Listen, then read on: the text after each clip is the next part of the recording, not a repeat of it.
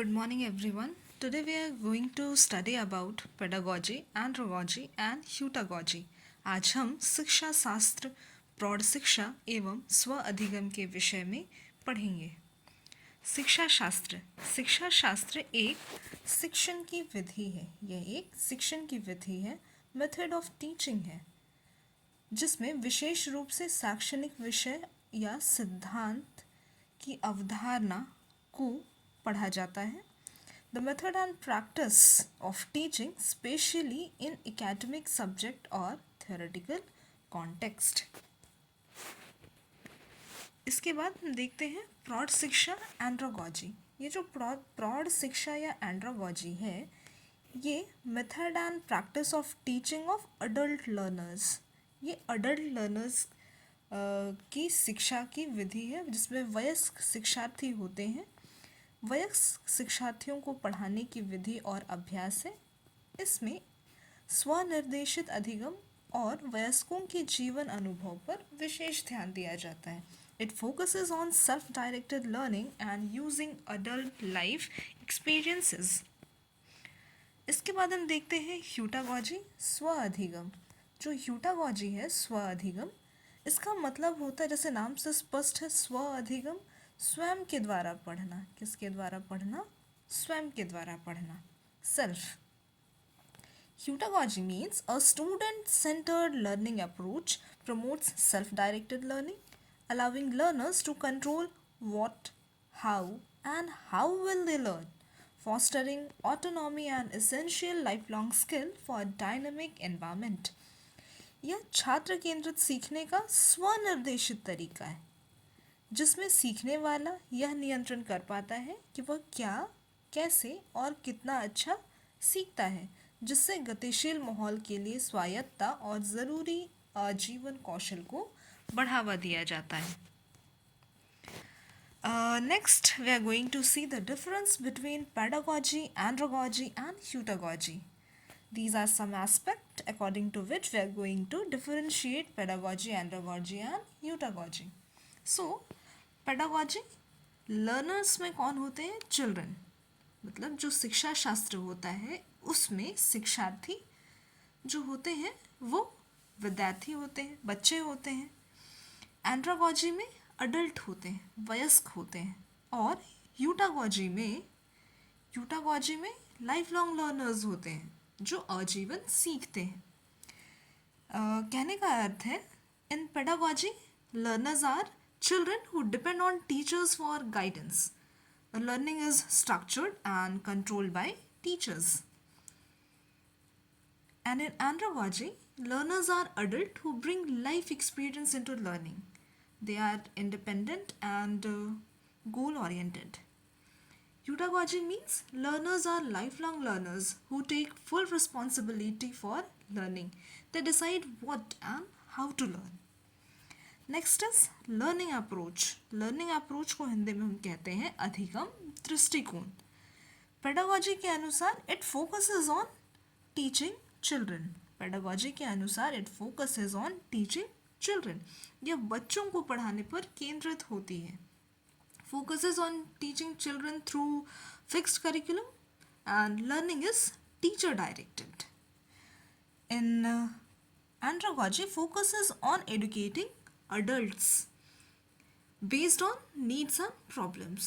Learning is practical and need based. In andragogy, learning is practical and need based. यह वयस्कों की आवश्यकता पर निर्धारित होती है और सीखना जो होता है वो व्यवहारिक होता है. In heutagogy, it focuses on self-directed lifelong learners. यह स्वनिर्देशित होता है और आजीवन सीखने पर बल देता है. तो लर्नर्स जो होते हैं they design their own learning path. Next we have role of experience. What is the role of experience in pedagogy, andragogy and heutagogy? In pedagogy it is teacher centred. Learners have limited experience because they are children. So learners have limited experience. That's why teachers' experience is more important. That is why in pedagogy, role of experience is totally teacher-centered. But in andragogy, it is learner centered because it focuses on educating adults. That's why the role of experience is completely focused on learner centered. Learners' experience are important source of learning. और यहाँ पे जो सीखने वाले होते हैं क्योंकि वो वयस्क होते हैं इसलिए उनके अनुभव का सीखने में मुख्य भूमिका होती है और उनके अनुभव ही सीखने के मुख्य स्रोत भी होते हैं. In heutagogy the role of experience is self determined. कहने का तात्पर्य है कि इसमें जो लर्निंग होती है इसमें learners experience from the foundation of learning and knowledge creation.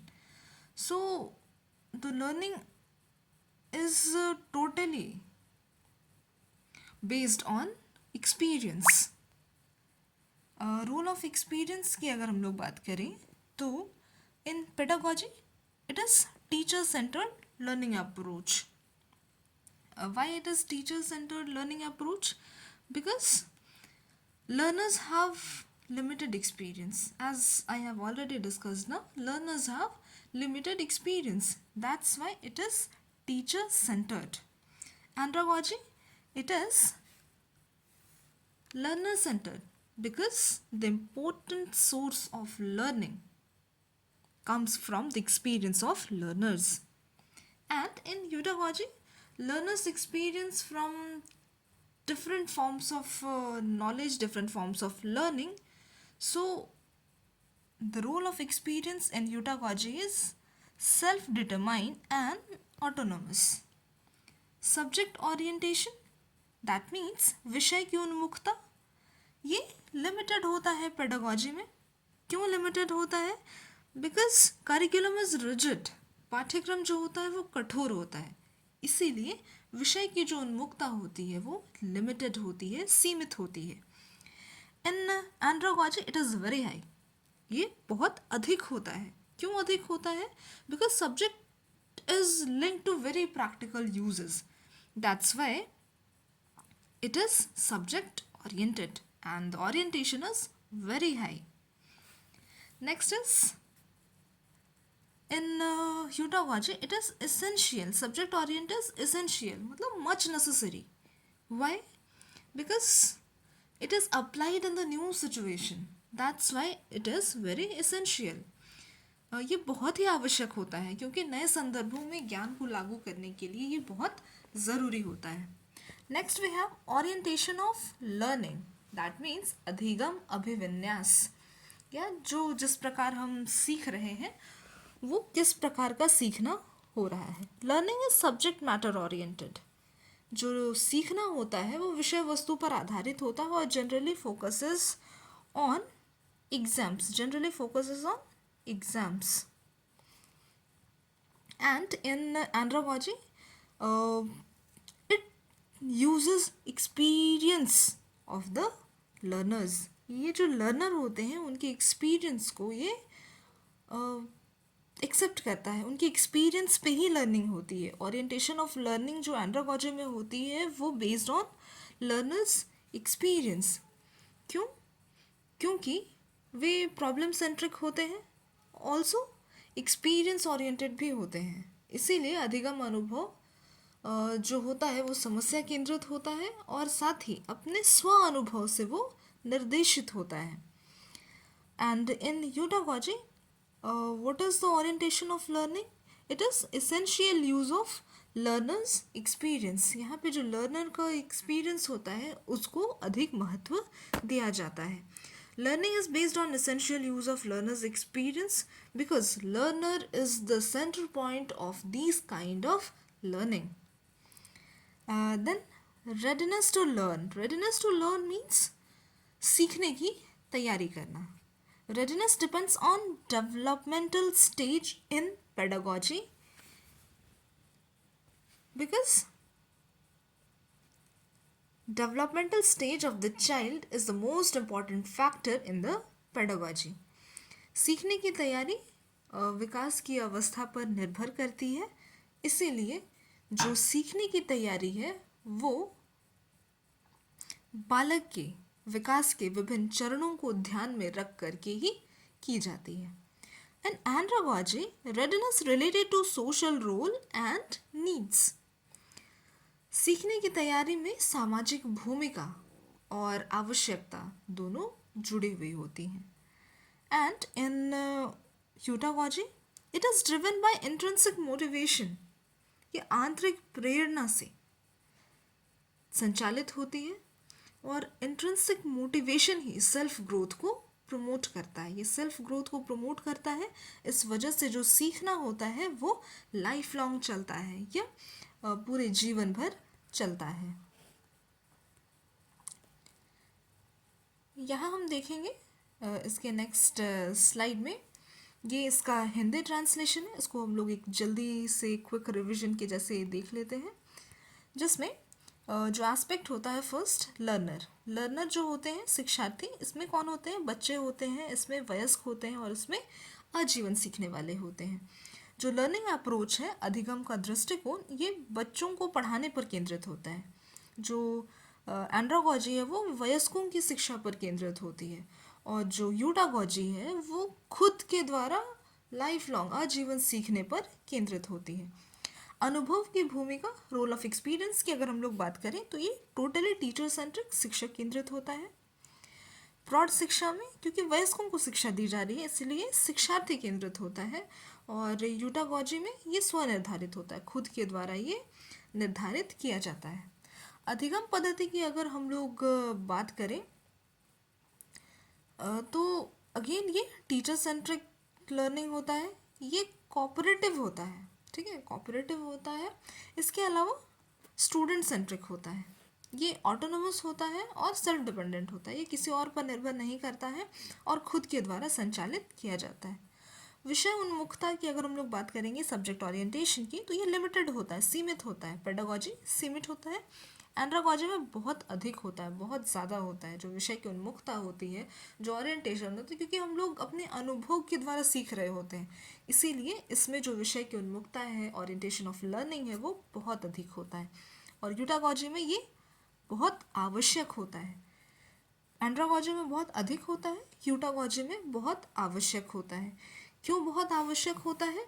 क्योंकि जो भी विषय ज्ञान होता है वो नए नए सिचुएशन में लागू करने पड़ते हैं, तो उतनी जानकारी लर्नर के पास में पहले से होनी चाहिए. इसीलिए ये अत्यंत आवश्यक होता है कि subject orientation time to time चलता रहे, न्यू सिचुएशन के साथ में उसको समायोजित किया जा सके. अधिगम की अभिविन्यासता कहने का मतलब है ओरिएंटेशन ऑफ लर्निंग. इससे पहले हमने देखा विषय उन्मुक्ता, सब्जेक्ट ओरिएंटेशन. इसके बाद है अधिगम की विन्यासता, orientation of learning.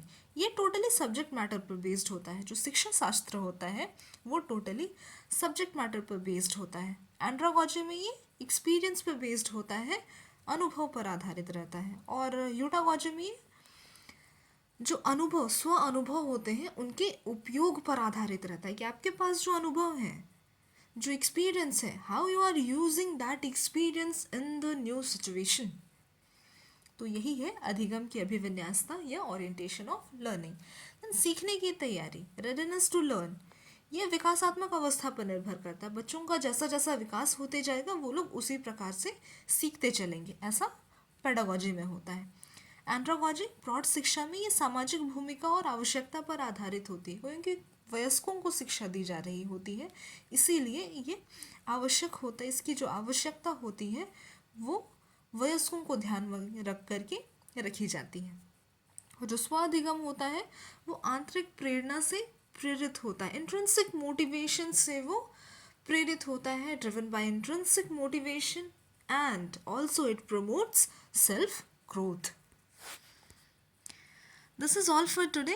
In the next class, we are going to solve some questions which are being asked in various net and various set exams, and also one questions or two questions from the from in CTET also. So we are going to discuss all those in the next video. Thank you.